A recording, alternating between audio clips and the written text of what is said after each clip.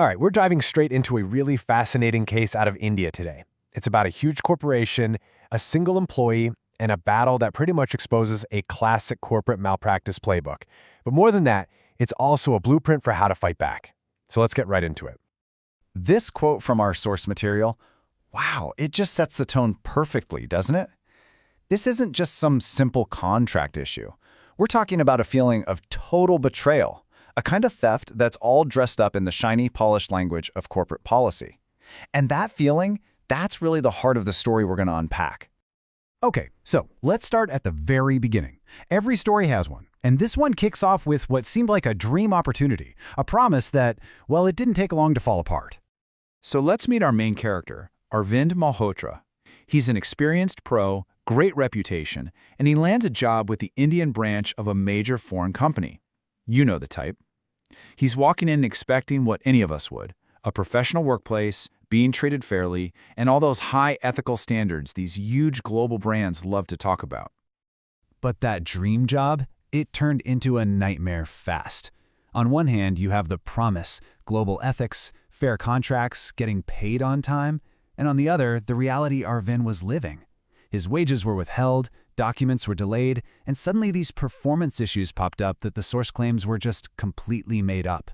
The whole foundation he thought he was standing on was just designed to collapse. All right, so what did the company have to say about all this? Let's take a look at their side of the story, and we're going to use their own words, straight from their official emails, to see exactly what their position was. Now, this is where it gets really interesting. When the company is faced with these accusations, we're talking about holding back pay, harassment, their legal team puts out this statement. They say very clearly that everything they did was, and I'm quoting here, procedural, written, and fully compliant with applicable labor regulations. They're trying to frame this whole mess as just, business as usual. And then the tone totally shifts. It goes from defensive to downright intimidating. They flat out state they are well equipped, both procedurally and legally, to respond to any formal complaint. Now that's not just a denial, right? That's a warning. It's a power move designed to scare employees who probably don't have the time or money for a huge legal fight. But this is where the whole story just flips on its head. We're about to compare what the company claimed was happening to the cold, hard, visual proof. And this is where their whole story starts to completely unravel. So listen to this. The company's entire argument boils down to one single point. They're claiming that they haven't denied him anything. The only reason the process is stuck, the final paycheck, the experience letters, all of it, is because the employee, Arvind, didn't return his company laptop. That is their whole justification for everything. But what do we have here? On the left, you can see the laptop and all its accessories, packed up in a box, ready to go. And on the right, the shipping label. So he clearly documented the whole process. The only question is, did it actually get there? And there it is, the knockout punch. This is the online tracking confirmation. You can see the tracking number is an exact match to the label we just saw, and the status is crystal clear, delivered on Tuesday, 11th November.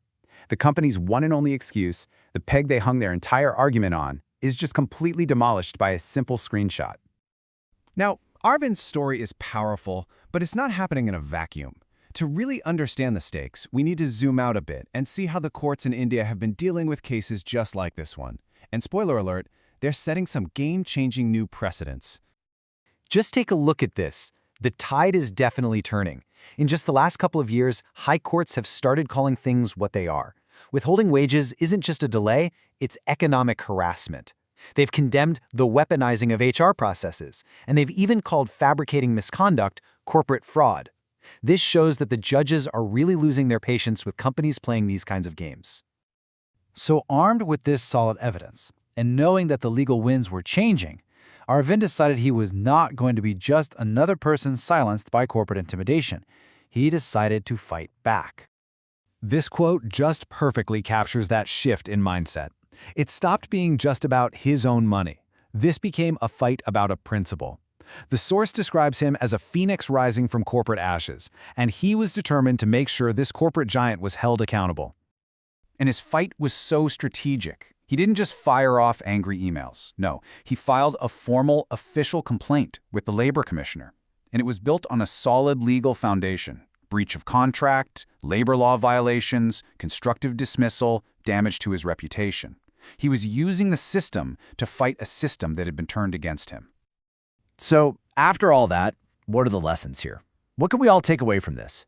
Well, Arvind's story gives us a really powerful and practical playbook for any employee who ends up in a situation like this.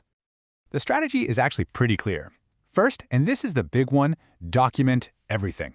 That delivery confirmation was the silver bullet in this case.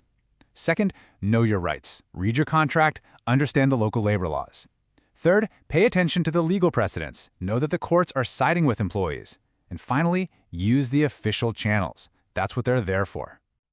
And that really brings us to the big final question, doesn't it?